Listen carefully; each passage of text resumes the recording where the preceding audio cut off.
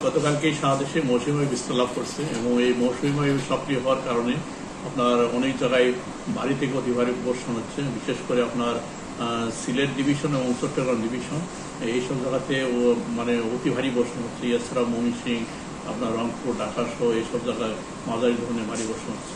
তবে যেটা হচ্ছে যে আজকেও বৃষ্টি হবে, বিশেষ করে ঢাকা সহ উত্তর পূর্ব অঞ্চল, ময়মনসিংহ, রংপুর এবং হচ্ছে চট্টগ্রাম এইসব জায়গাতে 24 থেকে 48 ঘন্টা ভারী থেকে মাঝারি ধরনের ভারী বর্ষণ হতে পারে। তবে অন্য জায়গায় কম বৃষ্টি হবে। তো আমরা আশা করি যে 72 ঘন্টার পর থেকে দেশের অনেক জায়গায় বৃষ্টি কমে যাবে। সেক্ষেত্রে যেটা হবে আপনার তাপমাত্রায় আবার একটু বৃদ্ধি পাবে। তবে ওই রকম অতি ভারী বর্ষণ হবে না, হয়তো যেহেতু বর্ষাকাল, সেক্ষেত্রে হয়তো মাঝারি থেকে হালকা ধরনের বৃষ্টি হতে পারে 72 ঘন্টা পরে।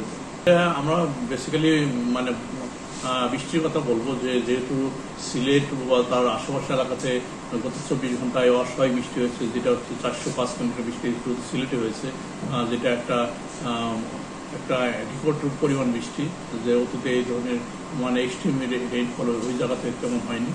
এই জন্য ওইসব জায়গাতে হয়তো আপনার মানে অস্থায়ী আপনার জলবদ্ধতা হতে পারে এবং এমনকি ওইসব জায়গাতে পাশাপাশি পরিস্থিতি হতে পারে। তবে যেহেতু ওইসব জায়গাতেও বৃষ্টি আগামী আরও 24 থেকে 48 ঘন্টা পাওয়ার সম্ভাবনা রয়েছে। তবে এখনকার যে অ্যানালাইসিস, সেক্ষেত্রে দেখা যাচ্ছে যে ঈদের সময় বৃষ্টিপাত এখন যে এরকম টানা বৃষ্টি হচ্ছে এরকম বৃষ্টি হবে না, হয়তো আপনার হালকা বৃষ্টি হতে পারে দিনে একবার বা দুইবার। সেটাও তাও আপনার ময়মনসিংহ, রাজশাহী এবং আপনার সিলেট, চট্টগ্রামের সম্ভাবনা বেশি। দেশের দক্ষিণাঞ্চলে বিশেষ করে খুলনা, বরিশাল এইসব জায়গাতে বৃষ্টি হওয়ার সম্ভাবনা অনেকটাই কম। তবে এটা হয়তো আগামী 2-3 দিন পরে আরো মোর ক্লিয়ার হয়ে বলা যাবে ওই সময় কী হবে, কারণ এখানে মডেলে অ্যাকুরেসি হচ্ছে না। সেক্ষেত্রে হয়তো আমরা আগামী 3-4 তারিখে আমরা ফাইনালি ঈদের প্রক্রিয়া দিয়ে দিই।